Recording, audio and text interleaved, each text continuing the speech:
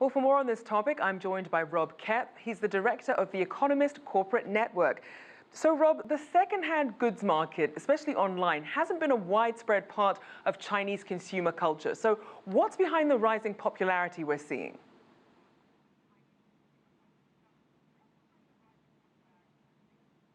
Well, actually, ironically, although it's secondhand goods, it's part of this premiumization, as we refer to it in the Economist Intelligence Unit, which means that you have higher-end spending, and actually it's that higher-end, more discretionary spending that leads to an interest like secondhand goods. It's more of a evolving taste standard, you could say.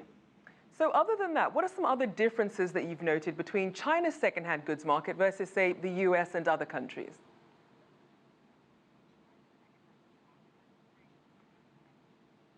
Well, I think one of the biggest differences, and it's something that plagues online sales in China generally, and that's issues with fakes. And the opportunity to introduce shoddy ingredients, particularly with electronic components, or change something around in the material characteristics of a previously owned good is greater than with a new item. So that's definitely what I would say is the chief distinguishing factor. And then it's newness, the whole market's newness to the population. So as you mentioned, trust is definitely a big issue when it comes to buying second-hand goods. So what are companies trying to do to really ease those concerns? Yeah. Well, what's particularly interesting is a site like Xfinity, which is owned by Alibaba. And what it uses to get around the trust issue, as you mentioned, is these communities. And the communities allow for interaction with buyers and sellers, and so it's not like you're just going on to make a transaction. You're getting to know the people, and then you're introduced to goods that way. It's actually rather sophisticated. It again relates to what I was talking about regarding the premiumization of consumer taste. Although it's secondhand goods, when you add a community feel, when you add personal interaction to buying and selling, that's actually a higher-end transaction. So then, with that not being something that they traditionally were more comfortable with, why do you think people's perception of second-hand goods is changing?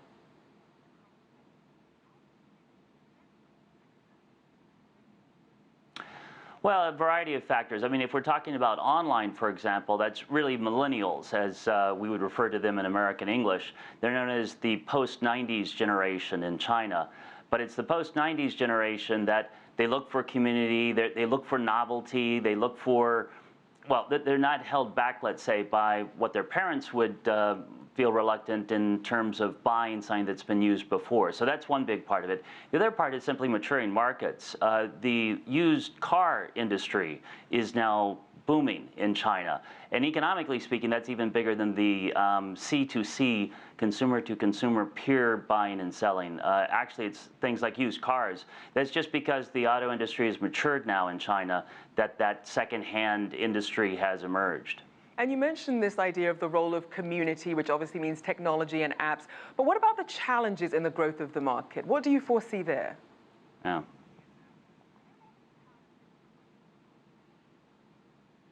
Well, one of the biggest problems when you look at consumer trends in China is the boom and bust cycles it tends to go through. And when I say tends to go through, that's because we've really only observed significant consumerism in China since the start of this century. So it's about a decade and a half into a rapidly expanding consumer industry in China, and within that industry are these segments, and so you have things like wine. For example, for a while, wine was growing astronomically in terms of sales in China, and then it dropped off. The second-hand goods industry might experience something like that. Right now, it's faddish. It's very popular. I don't know how long it will sustain itself in terms of these online communities, the online flea markets, but I think things like used auto sales, now obviously that's going to be a long-term trend. All right, well, definitely some trends to keep note of. Thank you very much. Rob Koepp, director of the Economist Corporate Network.